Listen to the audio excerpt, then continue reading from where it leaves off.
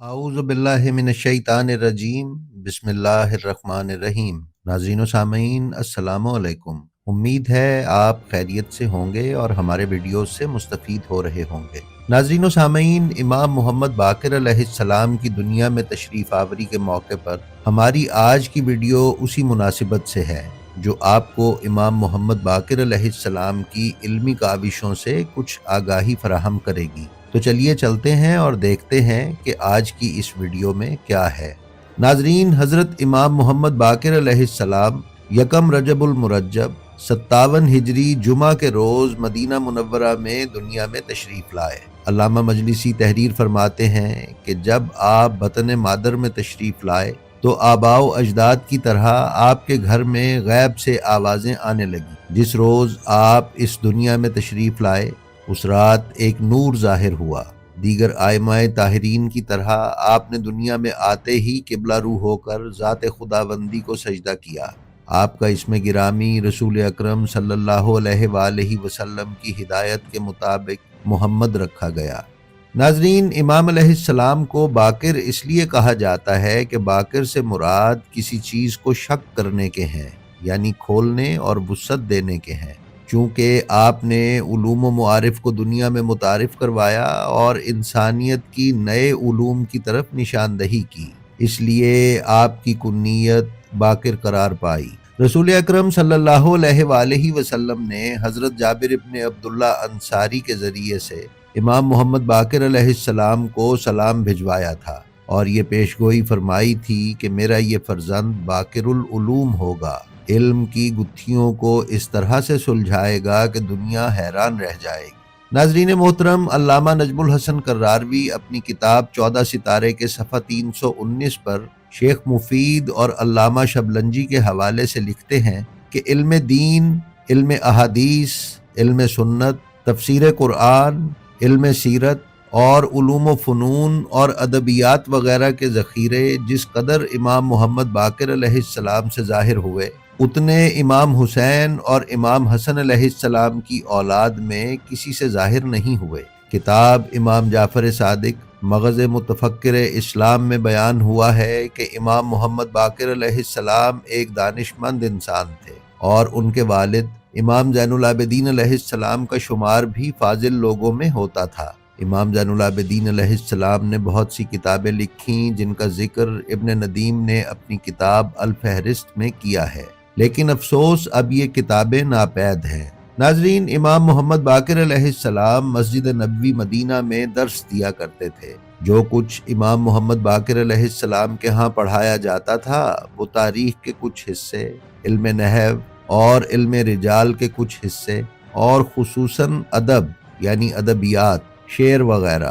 کیونکہ امام جعفر صادق علیہ السلام کے دور تک عربوں میں نثر رائج نہیں ہوئی تھی۔ البتہ امام علی علیہ السلام کے کلام میں نثری کلام کا ایک بڑا حصہ ہمیں پڑھنے کو مل جاتا ہے۔ جو طالب علم امام محمد باقر علیہ السلام کے درس میں حاضر ہوتے تھے ان کے پاس کتابیں نہیں ہوتی تھیں اور امام محمد باقر علیہ السلام بھی بغیر کتاب کے پڑھاتے تھے۔ اس مدرسے کے جو طالب علم ذہین ہوتے اور جو کچھ امام محمد باقر علیہ السلام کہتے وہ انہیں یاد کر لیتے، اور جو طالب علم ذہین نہیں ہوتے تھے وہ استاد کے درس کو مختصراً تختی پر لکھ لیتے اور پھر گھر جا کر بڑی محنت سے کاغذ پر منتقل کر لیتے۔ وہ تختی اس لیے استعمال کرتے تھے کہ کاغذ ان دنوں بہت مہنگا ہوتا تھا اور وہ اتنا کاغذ استعمال نہیں کر سکتے تھے، جبکہ تختی پر لکھا ہوا مٹایا اور دوبارہ لکھا جا سکتا تھا۔ ناظرین، شاید آج کتاب کے بغیر تعلیم ہمیں عجیب لگے، لیکن پچھلے زمانوں میں مشرق و مغرب میں استاد کتاب کے بغیر تعلیم دیا کرتے تھے اور ان کے شاگرد استاد کے درس کو یاد کر لیتے اور اگر اپنے حافظے پر اعتماد نہ ہوتا تو گھر جا کر لکھ لیتے تھے۔ کتاب سپر برین آف اسلام ہی کے مطابق امام محمد باقر علیہ السلام کے دروس میں ادبی مطالب بہت وسیع ہوا کرتے تھے۔ البتہ تاریخ کی تعلیم وہ قرآنی مطالب کے مطابق دیا کرتے، اور چونکہ اس وقت تک یونانی کتابوں کا سریانی سے عربی میں ترجمہ نہیں ہوا تھا اس لیے یورپ کی تاریخ نہیں پڑھائی جاتی تھی۔ ناظرین، امام محمد باقر علیہ السلام نے جغرافیہ اور تمام مصری علوم کا مدرسے کے دوسرے علوم کے ساتھ اضافہ کیا، کیونکہ اس دور میں مصریوں نے بطلیموس کا جغرافیہ اپنے مدرسوں میں پڑھانا شروع کر دیا تھا اور ستاروں اور سیاروں پر بحث کرنا شروع کر دی تھی۔ عرب میں بطلیموس کے علوم عربیوں کے مصر جانے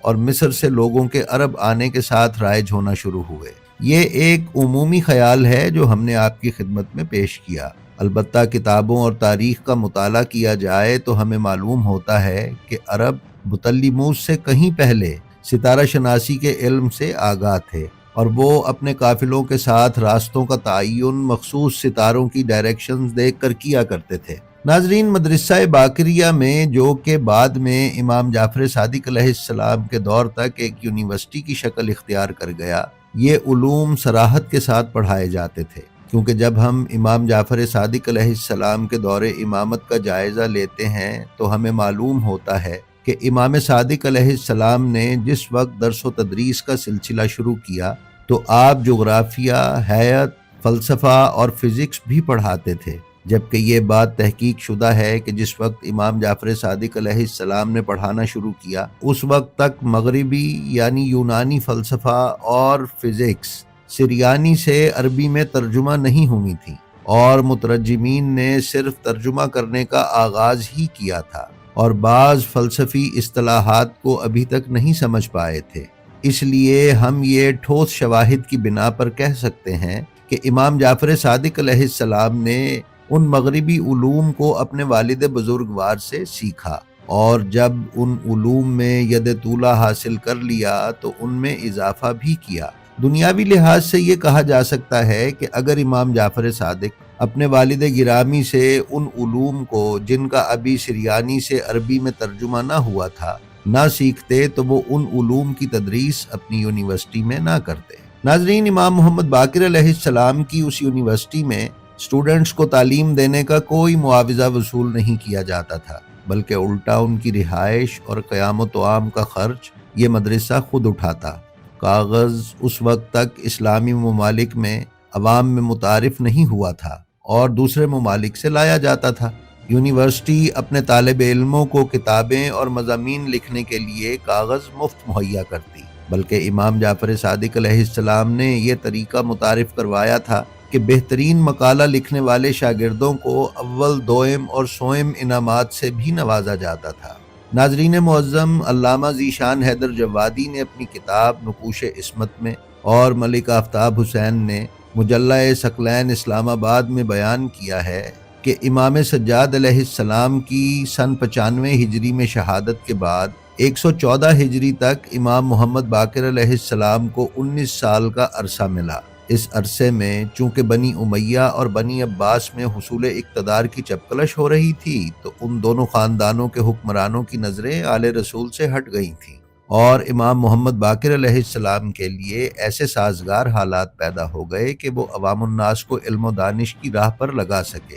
یہ امام محمد باقر کا بہت بڑا احسان ہے کہ تعلیم و تربیت اور شریعت کے مقام کی اہمیت کا احساس دلایا۔ اس کا نتیجہ یہ نکلا کہ لوگوں کے رجحانات اہل بیت رسول کی طرف بڑھتے ہی گئے، اور تقریباً 4000 افراد آپ کے درس سے فیضیاب ہوتے تھے۔ امام محمد باقر علیہ السلام کے اس بنیادی کام کی وجہ سے مستقبل میں امام صادق علیہ السلام کو فقہ، تفسیر اور اخلاقی امور پر تالیف و تدوین کا موقع ملا، جو آج فقہ جعفری کے لیے ایک قیمتی اثاثہ ہے۔ امام سجاد علیہ السلام نے صحیفہ کاملہ کے ذریعے دعاؤں کی شکل میں ایک نصاب ترتیب دیا۔ اس کو ایک جامع شکل میں امام محمد باقر علیہ السلام نے اپنی تعلیمات میں شامل کیا، جو بالآخر امام صادق علیہ السلام نے ایک یونیورسٹی کے کلچر میں متعارف کروایا۔ ناظرین، امام محمد باقر علیہ السلام کے علمی مبارزوں اور مناظروں میں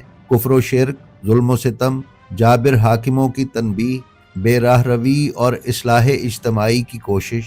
اجتماعی عدل اور اس کی ضرورت شامل ہے۔ امام محمد باقر علیہ السلام کے دیگر علمی فیوز میں احکام فقہ کی تدوین، اجتہاد اور استنباط کے احکام کا مرتب کرنا، تقیہ کی موجودگی میں شیعی اعتقاد اور سیاسی شعور کی تربیت، فقہ، کلام اور مباحث اخلاق میں شاگردوں کی تربیت شامل ہے۔